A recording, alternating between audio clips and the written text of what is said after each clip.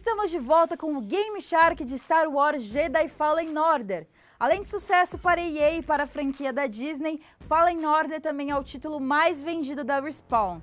A empresa assumiu o projeto após sofrer com as vendas de Titanfall 2, que é um FPS excelente, mas foi prejudicado pelo lançamento próximo a Call of Duty e Battlefield, dois líderes do gênero. Recuperados e trazendo a experiência da campanha single-player primorosa de Titanfall 2, a Respawn investiu em uma série de detalhes para tornar Fallen Order um jogo incrível.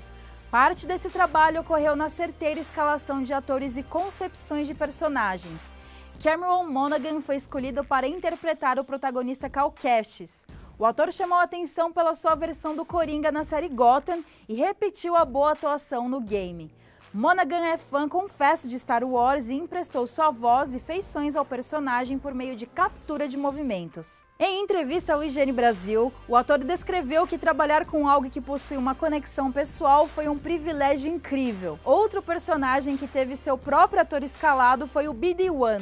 O droid era considerado tão importante para o projeto que a Respawn contratou um ator para interpretar o papel. A revelação foi feita por Tom Keegan, diretor de atores, durante uma entrevista com o VG247. Keegan elogiou o talento do ator de BD-1, Gideon Emery, e revelou alguns detalhes curiosos, como o fato dele ter usado uma flauta nasal para fazer os sons do droid.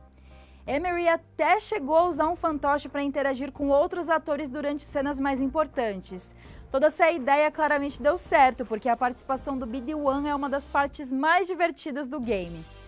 Os personagens caíram tanto no gosto da galera que tem gente teorizando e embarcando no rumor de que Cal e BD-1 podem aparecer na terceira temporada de The Mandalorian. Será? O jogo faz parte do canon de Star Wars, o que coloca Cal e Ciri como dois dos últimos Jedi vivos na galáxia após o expurgo visto em A Vingança do Sith. Se sobreviveu à ascensão do Império após os eventos de Fallen Order, Cal estaria com uns 40 anos durante os acontecimentos de The Mandalorian. Por enquanto, a participação de Cal na série não passa de especulação, mas o que já temos unindo as histórias de Fallen Order e a série do Disney Plus é um mod.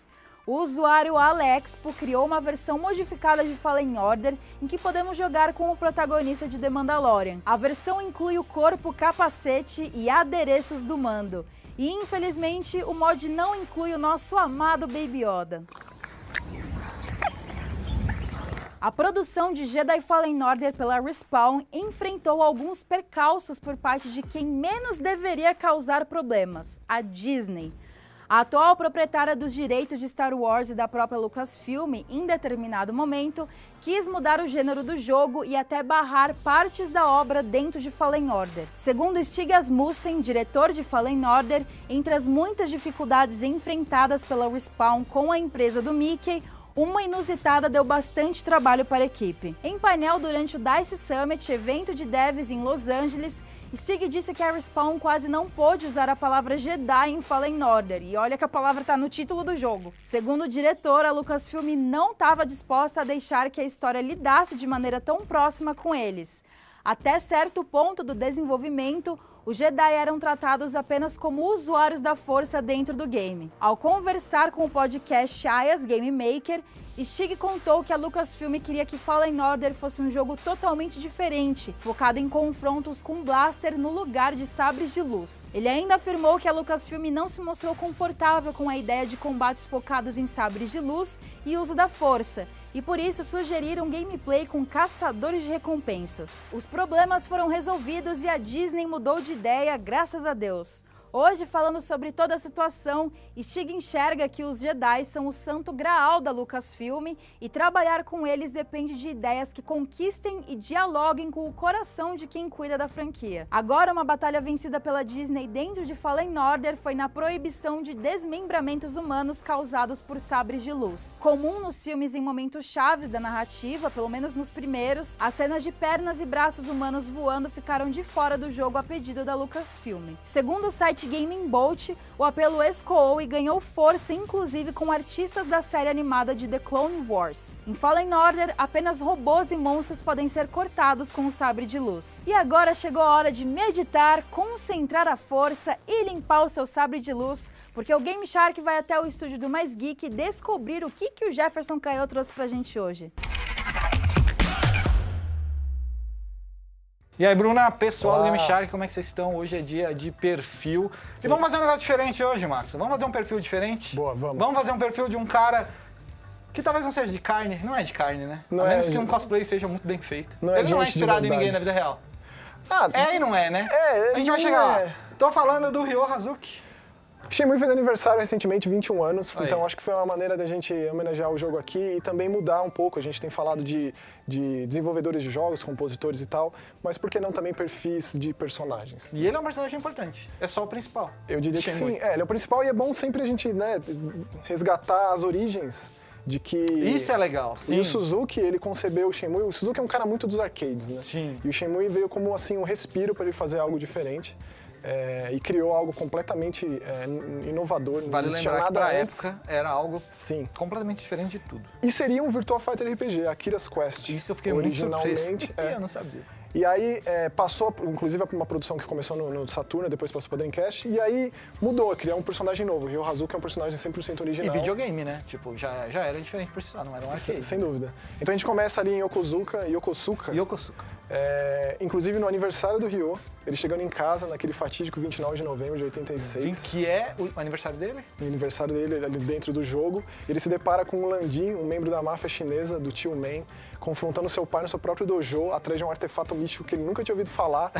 E aí a vida dele muda radicalmente depois desse momento, porque ele passa a viver em função de encontrar a vingança, encontrar o Landin, esse ser misterioso, esse homem misterioso, um grande mestre das artes marciais, para vingar a morte do seu pai. A vida dele passa a ser em função disso. E o Landin é um cara que você encontra na história em algum momento, tipo... Tem esse momento inicial que é extremamente marcante, tipo, Sim. eu diria que a primeira meia hora de Shenmue, assim, pelo menos pra mim, é uma das mais marcantes que tem nos videogames.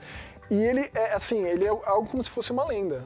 Porque ninguém sabe, ninguém viu, mas ele paira, assim, é uma presença assustadora. Os próprios Tio Man, essa máfia chinesa, que o Ryo, inclusive, ele vai parar lá em Hong Kong, Sim. eventualmente, na aventura, é uma coisa que não é falado. Você não chega na rua e pergunta pra alguém, e aí, qual é que é? Tio Man. Quem é o Landin? Quem é o Landi, tipo, aquele carro preto, não é bem assim que funciona. Ele vai descobrindo isso carro da pior... preto? O carro preto que saiu depois daquele bom. dia. O Shenmue é um jogo investigativo e o Ryo vai perguntando, assim, Que a conta susto. gotas, o que ele vai descobrindo. É aquele carro preto que saiu da minha casa aquele dia, você Entendi. viu pra onde foi? Entendi. Ele não foi não sei o que, não sei o que. E o Ryo passa, então, 21 anos procurando esse cara e nunca mais encontrou ele no jogo?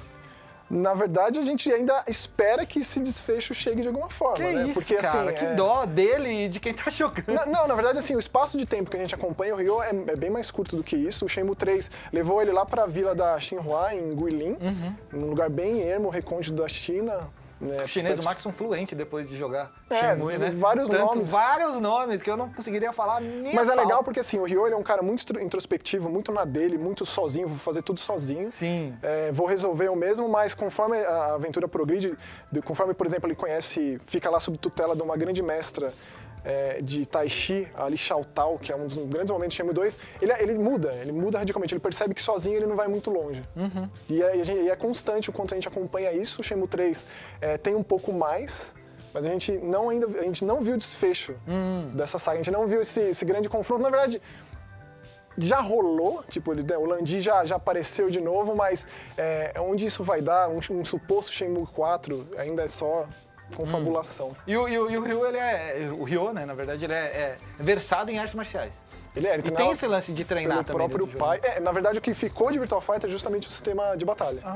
Curioso. Que é assim, cada um tem mestres, ele vai descobrindo, ele vai usando de técnicas que ele aprende para conseguir sobressair obstáculos, vencer outros mestres, E tem que adversários. treinar mesmo, né? Tem que Sim. fazer as coisas e tal. É importante, porque o pai dele foi o primeiro sensei. Inclusive, uma das retrospectivas mais bonitas é justamente o Iwao ensinando para ele o valor da cenoura. Eu não gosto de comer cenoura. Mas os fazendeiros acordam cedo Nossa, para colher essa esse cenoura. valor, eu pensei e que você você ia vai falar do- desprezar nesse sentido. Eu pensei que você ia falar do olho, faz bem pro olho. Não, mas sei. assim, o Ryo, no começo do Shenmue 1, o Ryo hoje em dia, no final do Shenmue 3, são pessoas completamente distintas. E é legal imaginar onde isso vai parar, né? E isso que eu ia perguntar agora, o futuro. Como é que fica Incerto. a vida de Ryo pra daqui, o próximo jogo, talvez? A gente sonha, tipo, quem é fã sonha com o Shenmue 4 pra dar um desfecho pra essa história, mas a gente vai ter, em algum momento futuro, o anime. Um anime. Que já foi anunciado, Sim. que vai recontar as histórias lá de Yokosuka e tal, talvez de Hong Kong também, mas talvez traga mais interessados, mais fãs, né? Porque os fãs de Shenmue são muito dedicados, eu diria assim. Sim, não é muita gente que, eu tô né, vendo um aqui, mas são pessoas dedicado. muito dedicadas. Então eu fico muito feliz de estar falando de Shenmue aqui e de abordar nesse perfil a primeira vez aqui, começando com o Ryo Hazuki. Que bom. Então é isso, Bruna. Volta aí com o Game Shark e amanhã a gente tem mais geek dentro do Game Shark. Valeu, tchau. O Game Shark de Star Wars Jedi Fallen Order volta já para falar sobre as ligações do jogo com a franquia. Não sai daí.